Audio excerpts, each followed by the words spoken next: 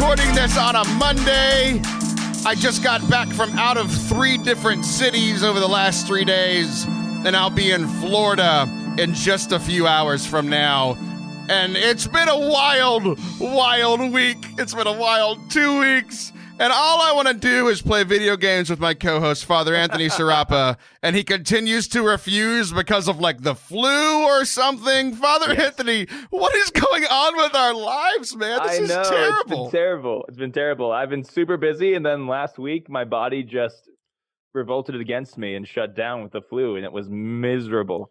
It's like when you're too sick to play video games, that's the worst kind of sick. Like, I couldn't even get out of bed. It was miserable. So I definitely have the flu.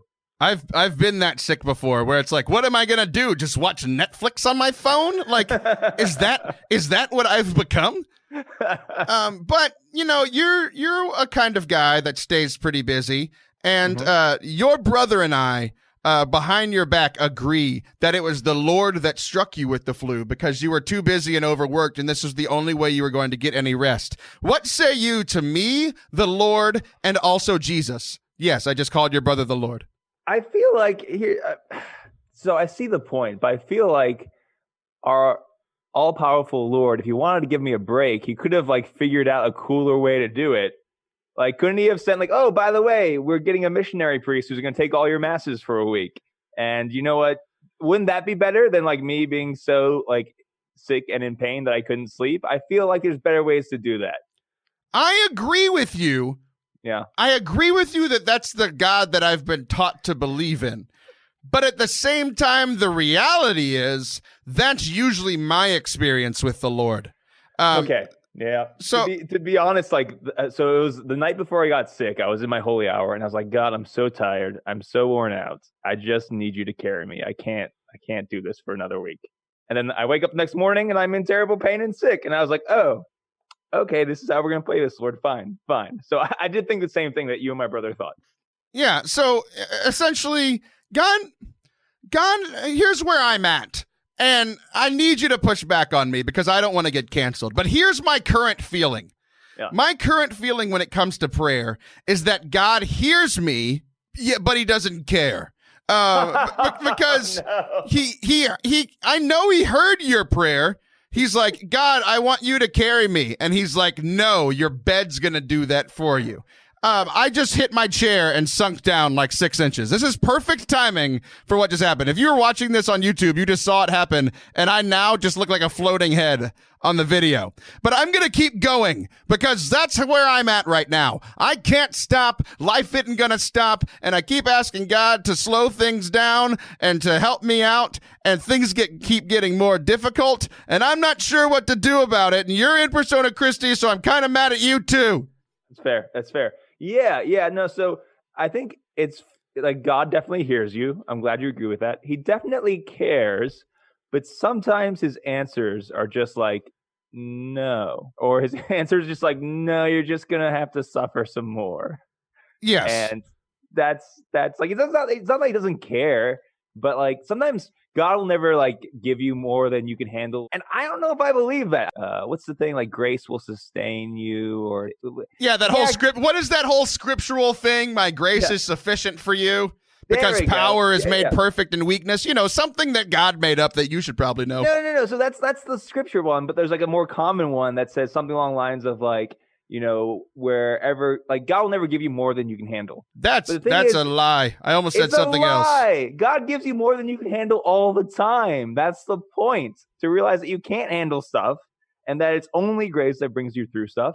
But guess what? When you're in that suffering still hurts and it's still terrible. And I don't care how holy you are, suffering is painful and it's suffering. And sometimes that's just the answer. That stuff is going to just be terrible for a while. And stuff has been terrible for a while. Yeah. And I can't talk about all of it, but a lot of my friends are losing their jobs, and things might not be going financially well for me, and just things keep coming out of nowhere. And one of my friends who's super, super holy and knows me very well, she sat me down this week and she said, Taylor, where is Jesus in all of this? And I knew that this is where this conversation was going. And I think Jesus took a sabbatical. You know how like Jesus didn't really need to get baptized, but like he got baptized to show us that we need to, and he blessed the waters. And God didn't really need to rest because he showed us that we should. God knows we should take a sabbatical. So I think for the first time, Jesus is taking a sabbatical and just let us do our own thing for a while, and then he'll come back from the sabbatical and see that sabbatical should have never existed. Yeah, so that's theologically dubious, I think we would say. No way. Yeah. But I mean, God will never withdraw his presence from us. Like, God is always there, but he will withdraw the feeling of his presence from us. So that's what Christ experiences on the cross. He's still united with the Father, but he feels completely and utterly disconnected from the Father.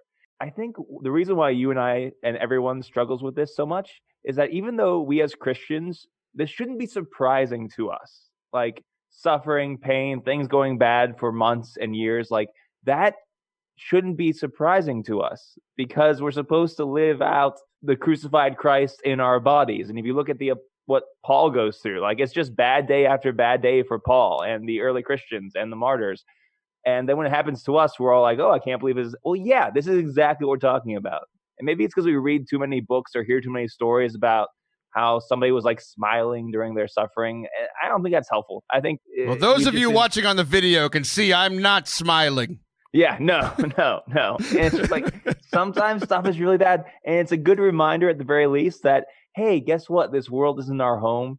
That we're never supposed to be, we're promised to be comfortable in this world, and one day we're all going to die. I think that's really actually healthy and important to remember that this world isn't all that there is for us. So, I don't know. Sometimes stuff is bad, and that's okay. It is. And it is.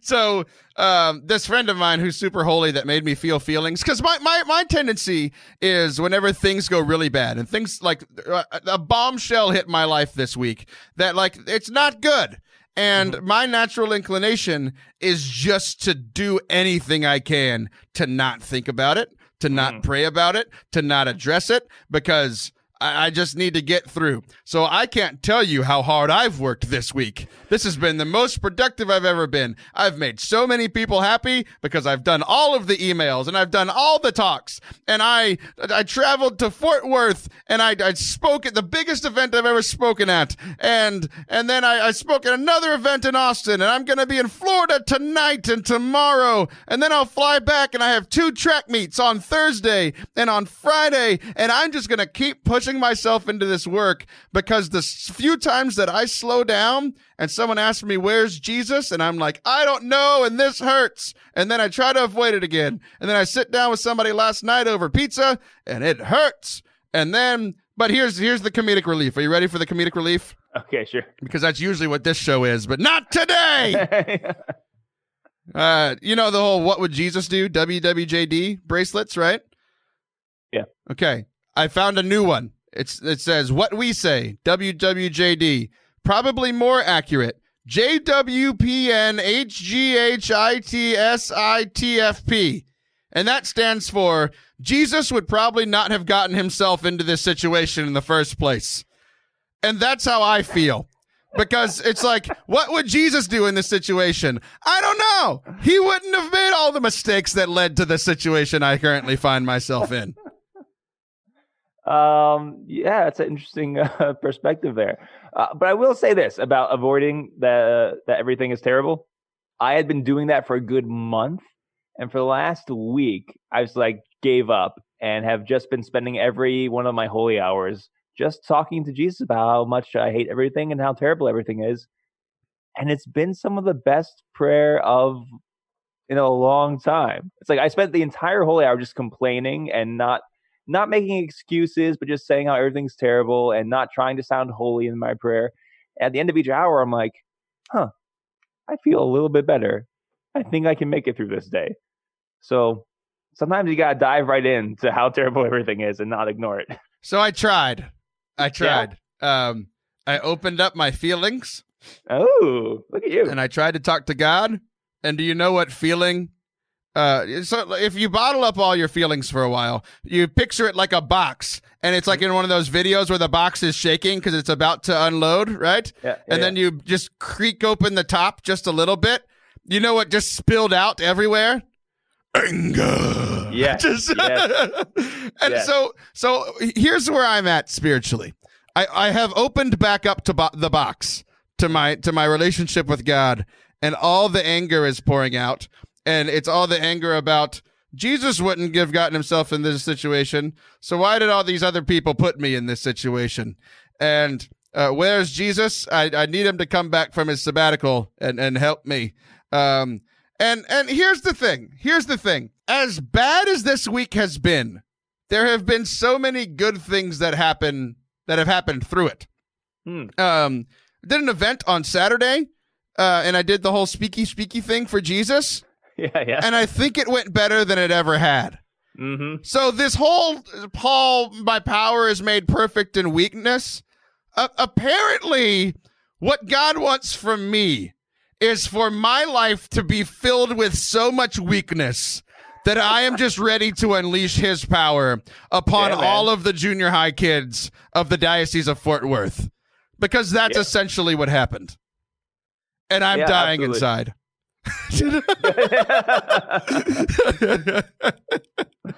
And then so this happens to me, and every time I get stressed, I get stress sick, which is what you had last week, right? They call it the flu, but it's really called stress sick. Okay. You know, so all the things that I do for a living, except for one, involve my mouth. I do the speaky, I do the singy, I do the yelly at track practice. The only thing that I do that I'm quiet is edit other people's audio. So I could do that just fine. Everything else, I need my mouthy. And in my mouthy, there's an uvula. You know this thing? I can't. Yeah. Okay. Yeah. The little dangly thing that hangs on your mouth.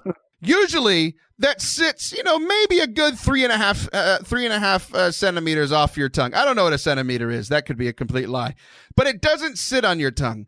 And every morning that I've woken up for the last 5 days, my uvula is taking a nap. So it's draping down and laying down on my tongue. And that's really painful. And I'm choking. And you know what God says to me that day?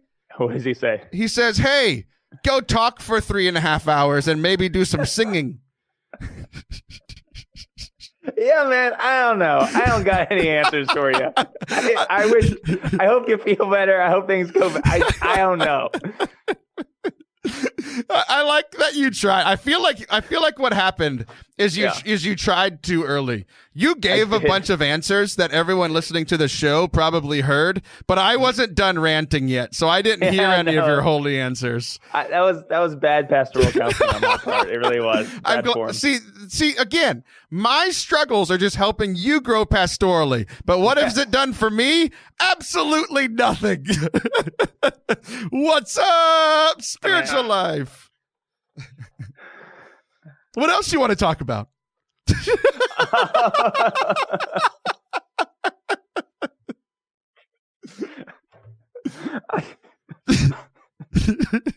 don't know. We're just gonna have like 5 minutes of us both crying into the microphone. That's good audio. That'll get the sponsors. What are the people that like you've been crying too much, so you need to put eye drops in your eyes? Maybe they'll sponsor this episode. Yeah, exactly. Well, I don't know. Do you want to end the segment? Yeah. I think that's probably good. We're like 4 minutes early, but you know what? We're just going to end the segment. And what we're going to do is we're going to come back with my buddy Logan Mayes, and we're just going to do some cringe stuff.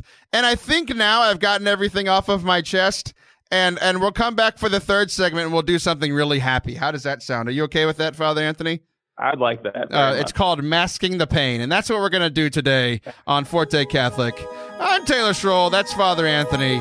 We're going to go cry alone in our rooms, but stare at each other through the video conference as we do it. Don't go anywhere. We're going to come right back and laugh a lot with my good friend, Logan Mayes. Oh, yeah. Father Anthony, you wanted to do new commercials, but the last few weeks it has been my very cute 6-year-old doing the commercials. So why do you think that you are better at this than my 6-year-old?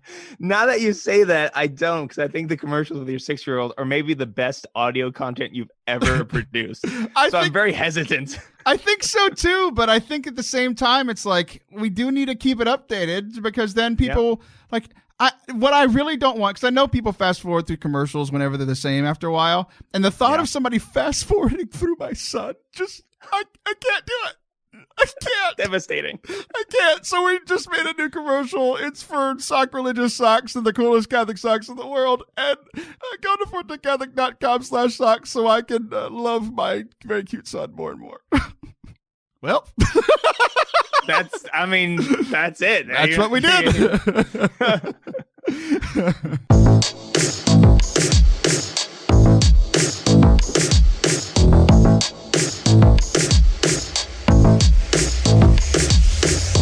Welcome back to Forte Catholic, the game where everything's made up and the points absolutely matter. We will be dishing out points here in this segment because we're going to do something very interesting here, Father Anthony. We've got a friend, like we always bring a friend in for this second segment, and we're going to talk about the cringiness of Catholicism, the weird stories, the things that make us go, wait, what?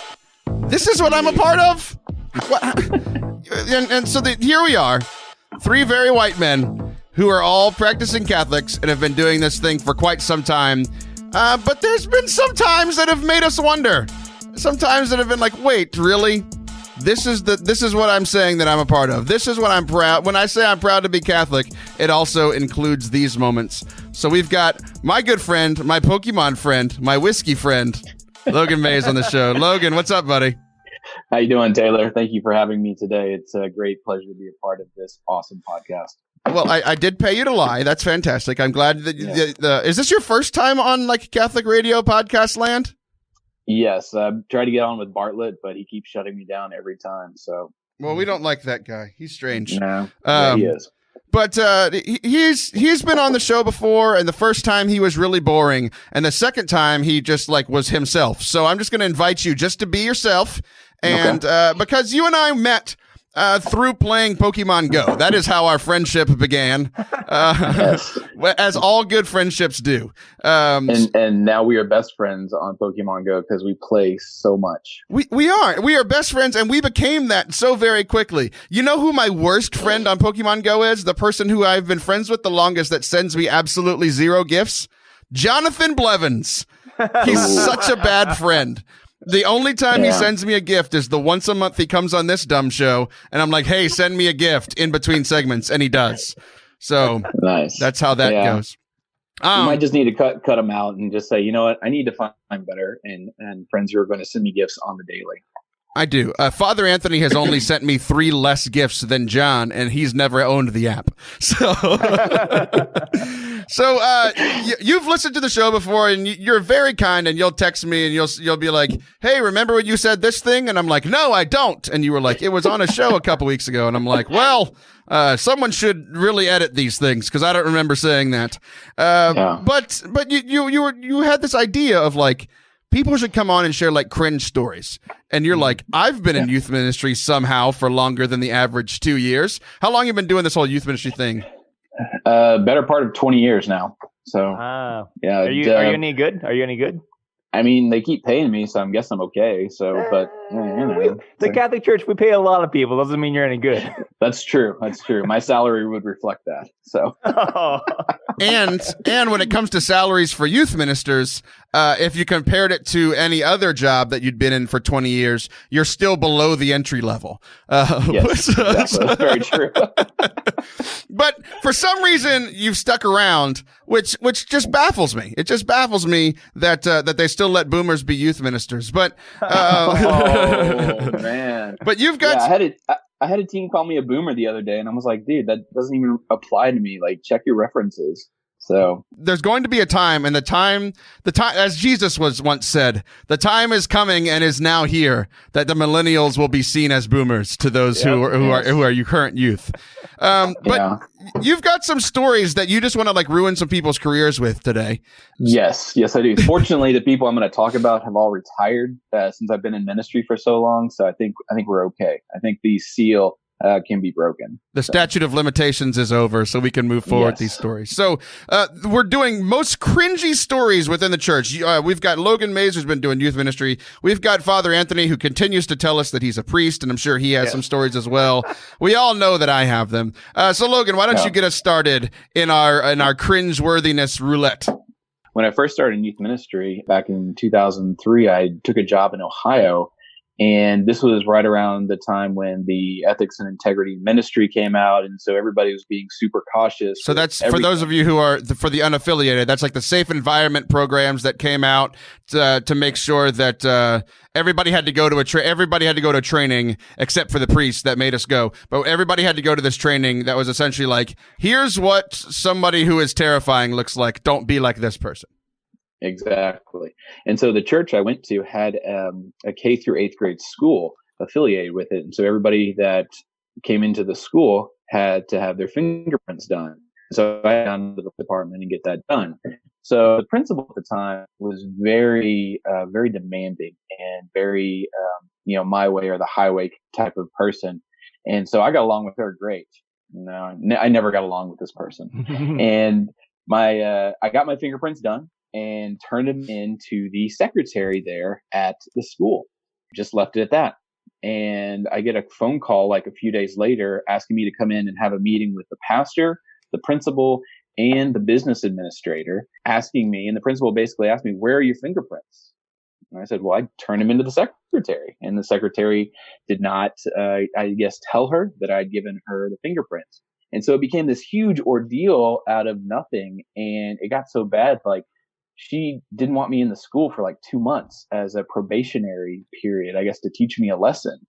And I'm thinking, what the heck? I just got here. I moved from Texas for this job. And you're telling me that I can't go and minister to 7th and 8th graders who I was working with at the time because the secretary messed up, And so I had to have a separate meeting with her, just kind of clear the air. But man, it never got better after that. She would criticize me on how I dressed for mass. Like I would wear jeans and a shirt to daily mass so I could go and attend mass with the teens I was working with. And she would be critical of that. I'm like, hey, I'm showing up to mass. I could be doing so many other things, but I'm here. So yeah, it never got better with her. And just, she was always someone I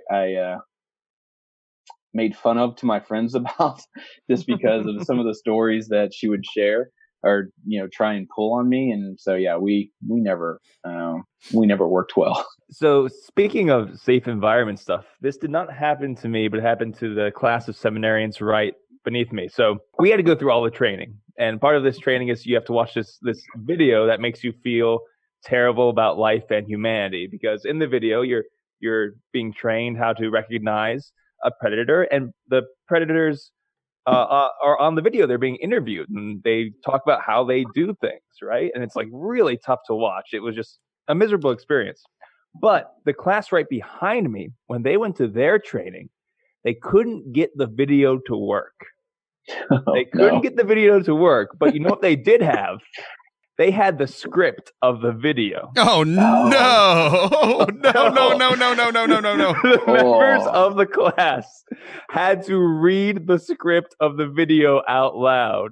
So you had to read the parts of the predator in that class. And these poor guys who have given their life to the church, they just want to be priests. They came back from this meeting and they were so shell-shocked and so like ashen with what had happened.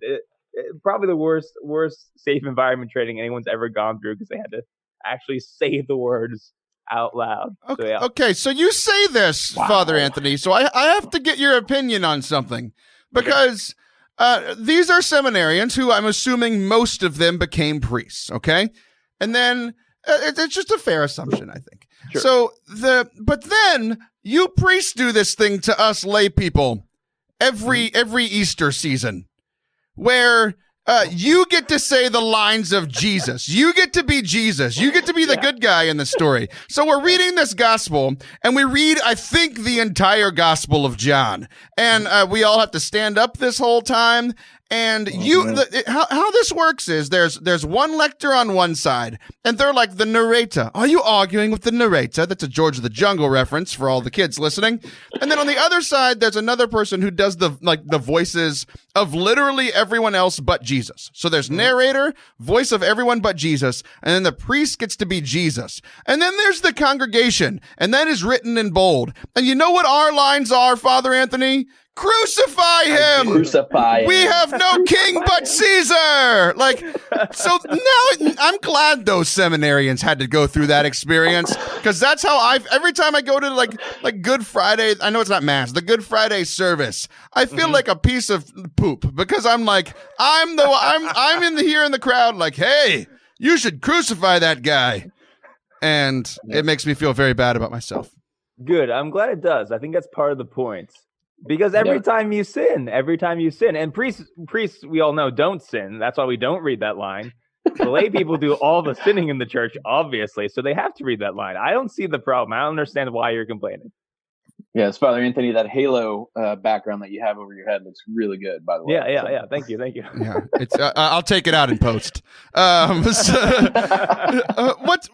think I've shared this story on the show before, but I think it's been many years. So we're gonna now. I have experienced the cringe on behalf of the church, making me say "Crucify Jesus," but I'm Taylor Schroll, so I wouldn't. I have to do something very different, right? So I think I've shared this story, but Father Anthony, it was before your time. As we call it, BA, before Anthony, and also when the show was BA. So I was doing music for masses, and when you do music for masses, you feel clinically insane because you have to go to the same mass 5 times in a row, and that's the first time I've ever felt like a priest for the first ever. And here I am. I played music for the English mass. And then I played music for another English mass. And then sorry. I apologize. I was wrong. That's never happened before. I went to the English mass, and then I played for the Spanish mass. Me singing in Spanish is a gift that most of you listening will never hear, but it's quite a gift. And then I sang for the English mass. But we decided, because our hymnals and like lectionary things or whatever, what are the booklets called in the congregation? Yeah, sure. Hymnals or missals. Missals. There you go. The missiles. Yeah. So it was English and Spanish, one on either side, right? So me and the entire music group during the third English mass, we're all delirious because these masses were going on for it's Palm Sunday. They're like an hour and a half a piece, right? So every time we as the congregation had to say something, me and all of my Hispanic music group members yelled the response in Spanish. So the priest is looking up there, and he just constantly more and more stares at us because we're over here going, "Crucificalo! Crucificalo!" And I've never gotten worse death stares in mass before. And what's great is I feel like he was going to murder us. And you know what he said to me after mass? Absolutely nothing. We never addressed it. Yeah, because that's healthy. So all of my cringe stories are me doing the cringe. Logan, you have more cringe stories from other people. Keep going. I do. And so same job. I had this core member who had a really good friendship with the priest. And he was on board whenever I got there. And so he would go and tell the priest everything that he thought I was doing wrong. And so I would have meeting after meeting with the pastor about things that he thought I was doing wrong, based on this core member who kept telling him all these stories. So the great thing about it was the priest never showed up to any of the life nights. And so he had no idea what was going on. So he would get one side of the story, I would tell him another, and then there'd be some sort of medium in between to where he'd be like, okay, well, keep doing what you're doing. It got so bad to the point where I had to ask this core member to leave the ministry because he was such a detriment to the program. And I'm meeting with the pastor about why he had to leave, and his phone just keeps ringing, and it's him. The core member is calling the pastor so he can run over and tell the priest why Mean Logan had to let him go. And it was just like, what are you doing? Like, he was scaring core members off. The teams weren't really responding to him, and I'm just like, man, this guy's got to go. So it was never good. And he also was the one that came in and did the bulletin during the week as well. And so we'd have this like meeting in the hallway, and like we wouldn't say anything to each other just because like I was so mad at him and he was just so mad at me. It was a lot of cringe there. So this happens, I think, particularly in the church. We're particularly bad at it, but it also happens in other places as well. Like, so many problems happen because we refuse to talk with the people we're upset with or there's a conflict with. We just don't do that. But sometimes people talk too much and are too honest, and this is what happens to a priest in the sacristy. So some people feel like because I'm a priest, they can just say whatever they want to me and about me. And so I'm in the sacristy. It's our 7 p.m. Sunday night mass, which I love mass, but I hated this mass time because I was tired. Everyone in the congregation was tired. People wouldn't show up for ministry. It was just the worst time to have mass. And so there's this lady who's doing something, old lady, and she says, "Oh, I saw a picture of you when you were in seminary." And I go, "Oh, okay." And she said, "You used to have a fat face." Oh. Oh. And I said, "Excuse me?" Yeah, you used to have a fat face. And I was just like, first of all, I was, if anything, skinnier in seminary than I am now. But it was like, why do you think you can say that to people? And she goes, "Oh, I knew you could handle it." I'm like, it's not okay. It's still not okay to say that to people.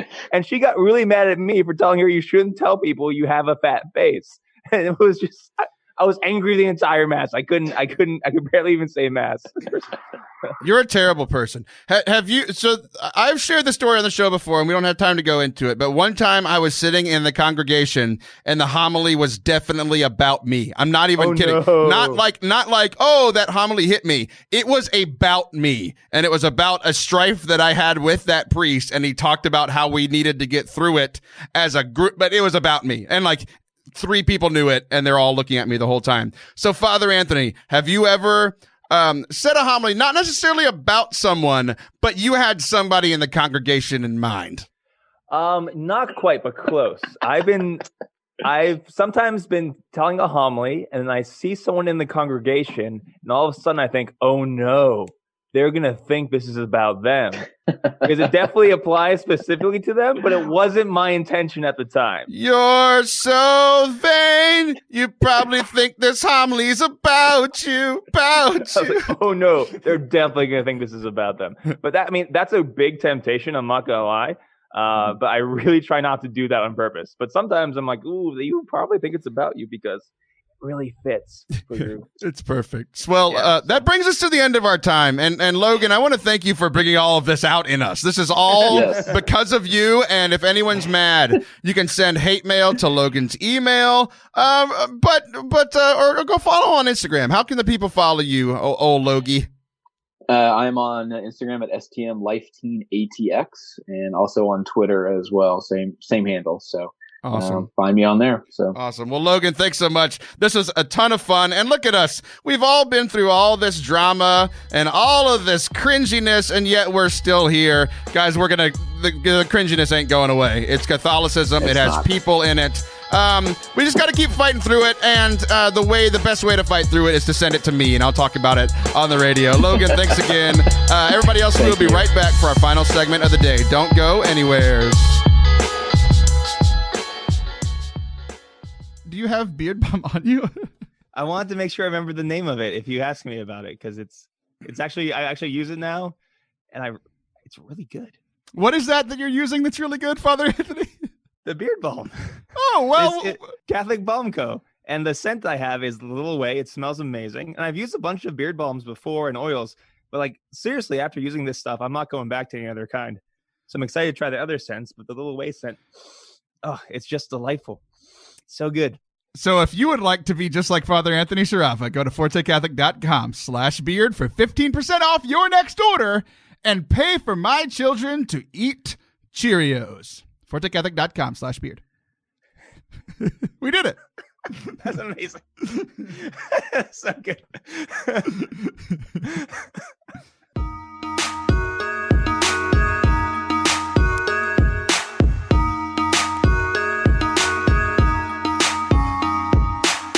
Welcome back to Forte Catholic.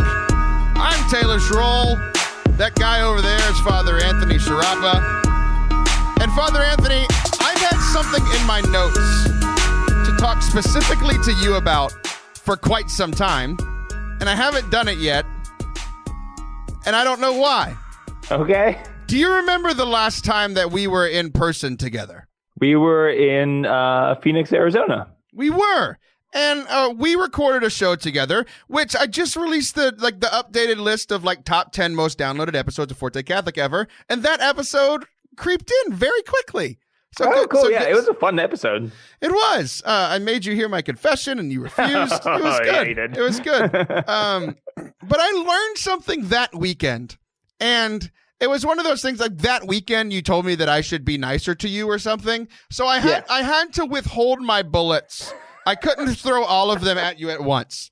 I made a mental note, and actually a physical note in my phone, that one day, months from then, whenever I didn't have any content left and I was having a bad day and I just wanted to throw something at you, that I would save that. The time has come.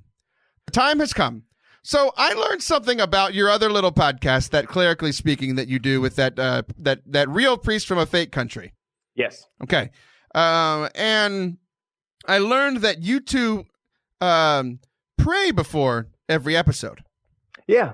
And this was interesting to me, and I've actually been privy to some of your raw content because of your brother has sent some things to me. I've heard you pray multiple times now. And I believe when it comes to premises that you would agree with, priests should be like leaders in prayer, right? This is a thing. Yeah, I agree with that. Yeah, you and I have never prayed together. It's true. You've refused to hear my confession and refused by omission to pray with me. Why have you never you've never been like, hey, Taylor, we should pray before the recording of this episode? And I think this episode more than any is proof that we should have prayed beforehand. Yeah. Yeah. Okay. I mean, those are all good points. I did air quotes. Why have I not prayed with you? I think I just sort of assumed that's your show, and however you want to do it, I was going to take a step back, let the laity be empowered to run the show however they wanted to. And if they don't want to pray, then I'll just pray for them. After every show, I do penance for you and for the show, just so you know. I just have a whip, and I just hit myself with it over and over again to do penance for how terrible the show is. So that's kind of prayer, but I don't want to burden you with that, It does make me feel better. Yeah. Mm-hmm. But also, sometimes, okay, so prayer is good. Let's affirm send that. Tweet. Yeah, prayer is good, send tweet. But also, the very few times that we've gotten to hang out in real life, there's something just good about being together and hanging out. And sometimes I think it happened where if you were to just let's stop what we're doing and pray, it almost becomes an artificial thing. Sometimes, most of the time when Christ was with his disciples, they were just kind of hanging out.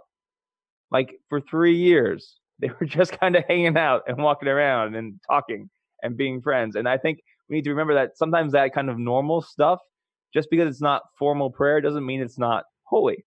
And to be fair, every time Jesus tried to lead them in prayer, they fell asleep. I mean, there you go. So that's not content we want to put on the air. And I think that makes me feel a lot better suddenly for those few times I feel sleepy in Mass. There you go. Yeah. Could you not stay awake with me for 1 hour? And I'm like, well, Father made the Mass go for an hour and 20 minutes. So I was with you for an hour. But after that, any more than that is too much. Way too much. I don't want to tip the scales at all between me and God into my favor, because that wouldn't be right to him. That's not a thing that I would want to do. Well, it's an interesting thing that you and I have found ourselves in today on this show. Yeah. Because usually around this time of year, every podcaster in the land is talking about Lent and Ash Wednesday, and you and I have decided instead to just live it. And we started the suffering a week and a half before. But we were really good Catholics. But today, the day that this is, yeah, for sure. We are good Catholics. That is what has been laid down and picked up from this episode, for sure. But there's the Ash Wednesday, which is everybody's favorite holy day of obligation, right? Mm-hmm. Yeah. Oh, sorry. No, it's not. Well, okay.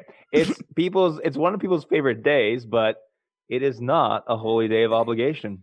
No way. It's true. But every day is a holy day of obligation for you because you chose this life. Sort of, kind of. What do you mean, sort of, kind of? Yeah, I don't have to say mass every day. Really?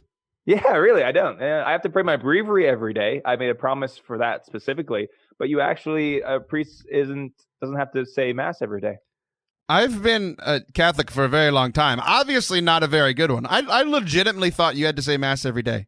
No, I mean, a lot of people think that because you would think a priest would. And it's a good idea for a priest too, But no, there's your fun fact today. A priest isn't obligated to say mass every day. I mean, you have to either attend mass or say mass on Sunday. You have to do that. But, and for holy days of obligation, you have to either attend a mass or say a mass, But no. This is baffling for me. This is like life wrecking because now, I know it's difficult to say, but my evaluation of priests has dipped a little bit. How is that possible? Well, I'll give you a quick story about this if it's helpful. So, canonically, the law says that for Sunday liturgies, you're only supposed to say one. Ideally, right? So ideally, the priest says one Sunday mass, the whole community is gathered for this one mass. This is a sign of unity and love and all this good stuff. Now, practically speaking, that never happens, right? Because we are not united as a church and don't love each other. That's obvious. I mean, there's that and the fact that we just need different mass times to accommodate everybody. So if necessary, the law says, okay, if it's necessary, the priest can say a second mass. If there's some kind of emergency and there's no other way to accommodate the people of God and you have to do it, then for Sundays, you can say a third mass, okay? That's the law. Now, a lot of priests, they might say as many as 4 or 5 or 6 masses on breaking the law. It is. And that was my situation when I was first ordained. We had 9 Sunday masses. And that's Saturday evening, Sunday. And we had 2 priests. So I was doing 4, sometimes 5, and sometimes more masses over the course of those 2 days because we had a Saturday morning mass. I might have wedding masses. And it was 3 or 4 months into my priesthood.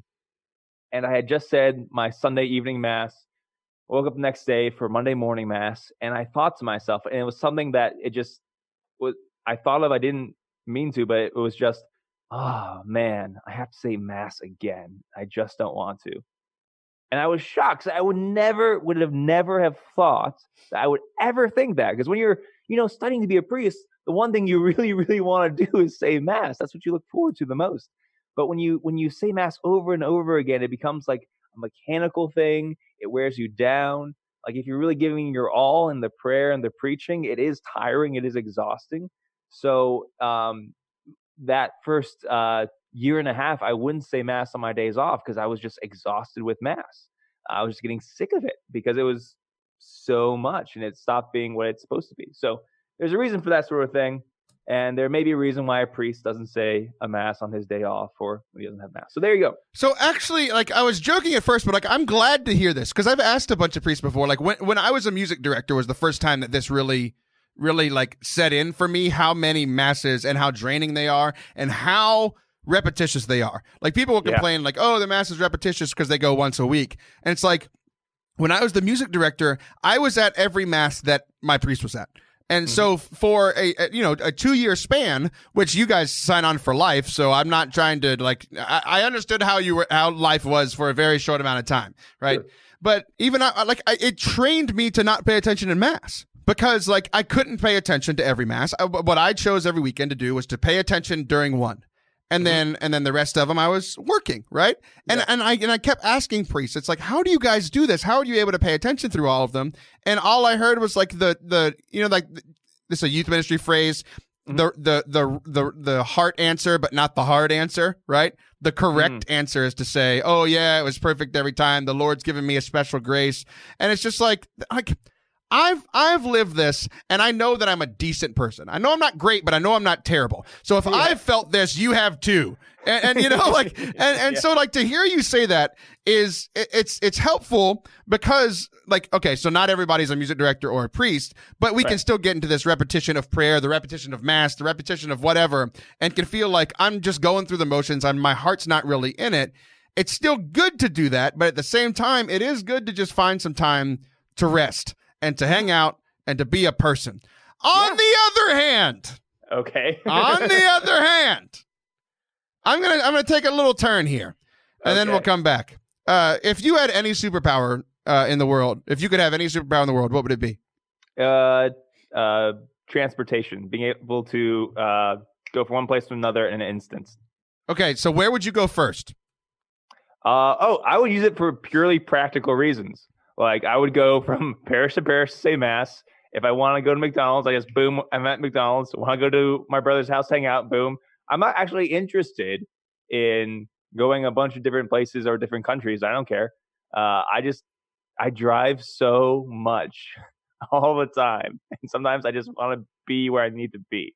So I'd be the most boring use of a superpower ever. That's not surprising. So the first thing that I would like to say is like you could do this to really change some people's faith, right? So here's what I'm picturing. As you're saying you're popping in from parish to parish, like what I would do is I would learn the speed of every one of your fellow priests in the area when they say mass, and right at the consecration, like right whenever like they're hoisting Jesus up, just show up and extend your hand and be there for a moment and then disappear, and do that at every mass, and everybody would be like, it's a miracle. I'm totally in love with Jesus, and that would be the greatest contribution you've ever given the church. My second follow-up is so first of all, we've got to talk about, like, how would you listen to podcasts then? Because you listen to all the podcasts and the audiobooks, but you do that in the car. So, like, would you just get rid of podcasts and audiobooks because you have this new ability? You know what? It would probably be less. I still listen to podcasts and audiobooks like while I'm getting ready in the morning. So I think it would be less. But I would also have a lot more free time. So maybe I would just sit down and listen to podcasts. Like a weird person from, like, I don't know, like who used to just listen to the radio before TV. You know what you could do is just show up at all of all the podcasts you listen to, just like pop out of wherever you are and pop up when they're recording live and just listen to it live and like hang out with them. Yeah, we could record live all the time. It'd be so fun and easy. Like, we could just hang out. That's what I would hang out with my friends all the time if I could just teleport. I somehow think you'd still be late to the recording of the podcast. Yes, I would be, because I'd be still playing video games on my day off and be like, oh, wait, is it time to do that? Okay, so now we know on Sunday that you would use this to assist you in your priesthood and to not have to drive. You would pop up into the parishes. On Monday, how would you use it? On Monday, I mean, I would use it. So Monday's my day off. I use it to go to my brother's place or my parents' place. I would use it less because I normally just stay inside whatever building I'm in and like sleep. But like, I went to McDonald's today, totally would transport to McDonald's. Went to go buy a new laptop today, totally go there. Yeah. Okay, like now it'd just be pretty boring. Rapid fire Tuesday, I would do it so I could sleep in and go to my meeting. We have a weekly staff meeting, so I would use it to go there and then maybe go back and hide in the Wednesday. Wednesdays are, what happens on Wednesday? I got 12 o'clock mass usually have a lot of appointments. I won't use it very much because I'm probably in the office most of the day Wednesday. Maybe use it for sick calls. Sick calls would be so much easier. Thursday. Same sort of deal. I go to the college because I'm pastor there, chaplain there. Use it to go there. Friday, I go to the college. I usually have meetings in the morning. Same sort of deal. Wow, my life sounds really boring. Saturday, it does. I'm trying to do rapid fire. I'm trying to get through it. Saturday, same thing. I go to different churches. Okay, wow. I did not think that was going to be that painful. Usually I set you up to fail, and I was setting you up to fail, just not in the way that you failed. So I have a joke, and it was going to wrap around to something that we did 6 minutes ago, but now I'm in the pickle. Because you realized halfway through, you're like, wow, my life sounds busy and boring, and maybe that's why you got the flu. But also, like, should I hit you with the 1-2 punch that I was going to? Because you just hit yourself, essentially. I did, but you know what? For the sake of content, don't hold back. All right, here we go. Wilder's coming back in the ring. The towel was not thrown in. Here we go. Okay, so what essentially I just asked you. Yeah. Again, I'm going to make you agree with premises. Well, you don't have to agree, but if you agree. I know you're setting me up. Okay, go ahead. Right. Okay. So you have this superpower, and you said that you would use it every day. Probably. And remember when I said counterpoint to you not saying mass every day? You have the miraculous ability to make bread and wine into Jesus every day, and you said there are days you choose not to use it. But now that you can teleport around the world, you'd use it to show up at your friend's house and not drive? Like, but you'd use that every day, but not the great powers God gave you? That's counterpoint. I mean, I'm just going to say, that's about right. I don't have a defense for that. Absolutely. If the whole point is like, Father Anthony, you're probably not as holy as you should be. Okay, you're right. That's where we're at. Ask me in 5 years, maybe I'll be holier by then. Who knows? Yeah. Well, good. I'm glad we got here. So we've all had you and I have had a lot of suffering as we are now moving into this Lenten season. So here's what I'm thinking, and I'm being half facetious and half not. And if you haven't picked up on that on today's show yet, I don't know what to do because that's been literally everything that has come out of my mouth. But I don't know if I'm going to pick to do anything for Lent because I think God keeps picking things for me, and I think that's enough. Very seriously, I think that's okay. That was my Lent like 2 years ago. I was like, there's so much stuff. The Lord's doing so much stuff right now. I'm not taking on anything extra. And I talked to my spiritual director about that, and he was like, yeah, I agree with you. So sometimes, if it's just an effort to get through what you're getting through, then that's actually okay. We don't have to be superhero Catholics who accomplish some sort of big victory every Lent. That's not what Lent is about. It's not about like how good you are at giving stuff up. That's stupid. That's very true. You know what? I texted you a few days ago because you and I have this new thing now. Whenever we want to play video games, we text each other random emojis, and it's been a fun game to like who can be the more random, and then we respond with either a yes or a no. And right whenever I was like, I need a friend, so I sent you the black heart emoji because that's how I felt inside. And you said sorry, and I said please. We haven't texted a word in forever. It was just emojis, and I was like black heart, please, like please come play video games with me. And you said sorry, I can't. And I was very sad because I just wanted to hang out with my friend, and I'm not mad at you. I understand that life happens, but it's because 2 days before I had a rough day that day too. Yeah. And you and I had one of the most special moments we have ever shared together. And I don't know if you remember this. It was very late one night, and you and I were playing video games. You know how you get with your friends where it's like, and like you've had such a bad day that something that's not really all that funny just like makes you crack? Oh, yeah. Okay, so I was explaining to you who this actor was. His name is Gary Sinise. Do you remember this? It's slowly coming back to you. I do remember this. Yeah. And we finished the conversation, and the conversation was over. And at that point, we were both we had kind of moved on, or at least I thought we had moved on. And we just started focus on playing the video game. And you remember what you said? I just said, like, after like 2 minutes, the conversation was over, and we're just playing the game, kind of in quiet, just playing the game. And I just, like, into the microphone, I think I just said, Gary. You whispered Gary. You whispered the word Gary, and It was one of those things that it was so funny because I know that it was involuntary. You did not choose to say the word Gary. You just said it. And we were both so like delusional from being tired, and both of our lives had been so rough. You were in the middle of your flu. I had been sick for weeks, and things have been not going so well. And you whispered the word Gary. Mm-hmm. And the Lord brought me so much joy through that moment. And that's what I'm praying for this week, because it's been so rough. And I just want someone to whisper Gary in my ear to make me laugh and have a good day. That's what's going to happen next time we go to prayer. The Lord Jesus Christ is just going to be like, Gary. What? It's so awesome. Well, what a show we had today, Father Anthony. I'm glad you're here. Thanks for letting me yell at you. Audience, I yelled at you too. I'll be back next week, hopefully happier. See ya!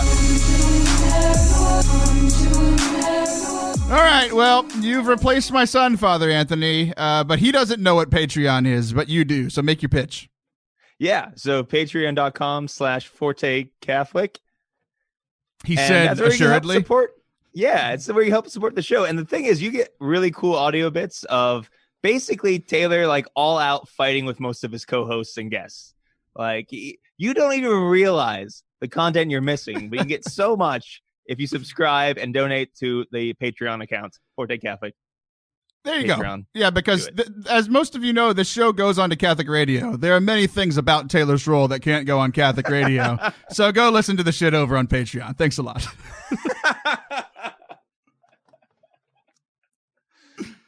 Bye.